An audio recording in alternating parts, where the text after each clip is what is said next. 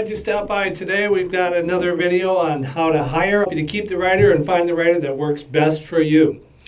So that's going to be supplemented with some steps involved in interviewing that writer. But basically, the 3 rules are to help you to get started going to work for your website property, for your blogs, and write that down. Actually get that into information that you can go back to the next day and it makes sense to you. It's important to have this in mind, and that's a great way to do it. If you're one of those who can pull something in and think it or say it out loud or have someone tell it to you, and if you remember it, you've got an eidetic memory from seeing a picture that's going to work for you, or you've got a phonetic memory, great. Do it that way also. The key is to make that strategy that details what is the purpose of your content writing and what is the goal eventually here. Usually you want to bring in an audience and have them learn more about what you're offering, learn more about the topic that you're well-versed on in discussing. So make that strategy, and then after you do that, do the research to discover the content that you want to put out there for your customers, whether they may be viewers, an audience, an increase in audience. Do the research on the topics that are relevant to that audience so that you can have a writer address these topics in an organized way when you reach that point later on down the road. And then finally, after you go through the steps of vetting in your writer, getting that one who works for you, go with the writer that speaks best to your audience, if that's the way to say it. Go with the writer who speaks to your audience. Simply said, you want to know your writer well enough so that you get a feel for how that person is going to sound to the people that you want to connect. And when you get a good feel for someone that you know is connecting in the way you like to talk, then you've got a great solution for a writer there. These are the 3 basic strategies that you want to have in mind so that you can know you're doing the right thing, and when you've reached the point of success in hiring a writer. Now, that being said and clarified, you want to get to know your writer in this process after you've established these. When you look to hire a writer, you're going to have to ask 3 questions or 7 questions here, basically, that at least that are going to help you qualify a writer candidate and tell you how the 2 of you may work together best here. So here are 7 questions to start the ball rolling and evaluate your candidates. The first question you want to ask your writer is, what testimonials do you have that talk about your writing, and what portfolio examples can I look at that may be of relevance to what I do? So you can simply ask them, what testimonials and portfolios do you have? But those other qualifications, you want to see portfolio examples that pertain mostly to your type of work. Are you writing biographies and histories? Then you want to see someone who has the depth and variety that covers those type of subjects. Whatever the examples are, read those examples and analyze them to discover the tone and the voice that is going to be coming out when this writer is producing content for your topic and for your audience on your blog. It's important now to get that a feel and an answer to that question: how are they going to sound for my blog? And then next on the list is, what do you want to write? Or what do you like to write? And what project ideas come to mind? These tell you about the writer and what that writer is thinking about you and your blog. It gives you another example of their depth and variety when they are able to verbalize, or at least put in writing in an email, on what works best or what they can produce right on the spot with no pressure, of course, but with the idea that what ideas that you have that are flowing along this vein. And it's the beginning of starting to work with your writer. This type of question brings that out. Once you get a feel for the variety that they can tap into, and perhaps seeing some of the articles, ebooks, or blog posts that they have written, you get a feel, and you want to ask them the next question of how do you conduct research and develop your keyword optimization. These two elements are on the tip of the tongue of every writer. It's something that we all need to tap into and start to use more often with what we're doing. Not that it hasn't been in use already. A solid piece of writing content for a blog is, of course, going to have the keyword optimization that appeals to readers and is drawing in the readers to that relevant topic. By asking this question, you get to see if there is a process involved here. How does the writer come across research, and does it resemble what you do for research? Does it give you confidence in what this person will be coming up with to represent your work and your offering to your customers? And once you get a feel for that, next process is to ask the writer, what is your editing process? This is probably 90% of the whole writing process, because it involves revising. Some writers don't consider that as part of the editing, but the revising and editing is actually where the content is made into a form that flows out to more of a natural reading type content. By making it flow in a way that you know this type of reader is going to connect with, you're building a solid piece of content that's working for your blog, for your website. And it's important to know that there is a quality control process involved here. You want to see what are the steps, what is the typical approach, is there one at all? So sometimes a writer can work unconsciously as a second step, saying they let it sit in the drawer. Whether really they do put it under the desk, and I've got to sit here, I'm going to go on vacation for a month like the proverbial writer of a novel comes back after fishing and playing golf and then takes a look at it with fresh eyes. How does this writer that you're interviewing look at their work with a fresh eye so that they can connect with your audience? What is your editing process tells the answer to that.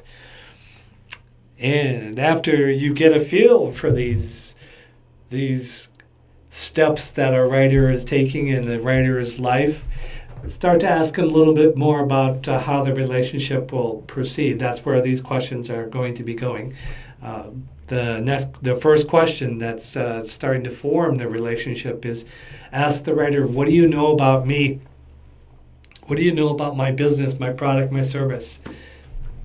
And when the writer tells you what they know about your business and product and service, it is the beginning of how you can expect them to write for you. It draws out on the table the conversation that you start to have, and perhaps you can throw a topic out there, perhaps they already have one. Either way, this is a great start to building a relationship that's going to foster some decent and fun articles to read. So when you get a feel for that, how the flow might come about, the next question to ask to get the ball rolling with them is, what is your schedule? Many writers have other considerations that draw them away from the writing for a certain amount of time, and they need to schedule that accordingly. It helps to know what that schedule is so that you can coordinate that, of course, with your schedule and produce content on a regularly expected basis. Here you may have, and you probably do have, other elements involved with creating your blog and with meeting with your blog developer, the web designer. You may have ads going out that you want to coordinate with an ebook that we'll be writing to connect with your customers and give away as a free offer. That needs to be done in a timely way so that we can reach the audience with the expected offer in the time that everything else is talking about this offer. We want to know when we can start talking about that because we know the product is finished. So it's important to ask the writer, what is your schedule, and see how that may work with your scheduling plans. And then finally, in getting the ball rolling, is to ask the writer to work with a style guide that fits your business. Now, saying style guide, you're going, oh my, we don't have a style guide, or oh yes, we have one here, but we usually don't use that, or we do use it, and you have that answer. But the answer in using a style guide is then this comes out in your strategy. Make your points of how you want your content writing to look. Do you have an idea for articles that you know works well already? It comes up in search engines as valuable. Your readers reply to it. There's lots of comments. Does that start off with an informative 2 paragraphs followed by a list of bullet points and then maybe some frequently asked questions involved there? Or maybe that's a lot going on for that one piece, but that may be the regular form that comes out. And you can bring this format to your writer and say, we'd like you to work with this type of style guide. Can you write in this format? And most of the time you're going to see yes, or you may have questions, and it's important to go over those questions so that you can proceed with that format. This tells you how the relationship is forming, and more about the adaptability of this person to your specific needs and how it's going to fit, how this person's going to fit within your organization. So there we are, 7 questions to start the ball rolling as you evaluate your candidates within the 3 methods that serve as your guidelines to hiring a writer. Make a strategy, do the research, and then go with the writer that speaks to your audience. And qualify the writer with 7 questions that start the ball rolling. And this creation is the piece that represents what you're putting out there, and it's probably your blog. It's going to build your online presence to customers. It is that most blog owners do not have the type of property that they want to show to their customers, and it may need an update, or it may need to be created in the first place. Studies from within the last couple of years here are telling us that 95% of customers read a review to gauge the company. 95%. That leaves 5%, which could be the margin of error, perhaps. But what we're talking about here is almost all customers, 100%, are going on the web. And who doesn't do that nowadays? We've got our cell phones. Who doesn't do it? Who has a cell phone that doesn't say, oh, let me check that out here and see what they're saying about this before we go in there, because maybe we can go to this one, maybe we can go to that one. We've all got choices now, and the content helps us qualify which choice is going to work for us.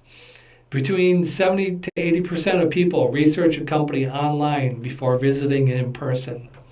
And again, these stats are out there. I put it in our blog post, Video and Hiring a Web Content Writer, 3 rules to help you hire the writer that works best for you. You can see this at Creamy.Digital, and it's linked to some other reference points there too if you want to learn more about how readers are looking at the internet according to these studies. They say consumers read an average of 10 online reviews before feeling able to trust a local company. They know the company, they've seen it, it's local, they already have that connection, yet they go and read, on average, 10 reviews about the company before proceeding from there. Now, a content writer helps put out these reviews with depth and variety. In such a way that is going to appeal to the biggest possible zone within your target audience.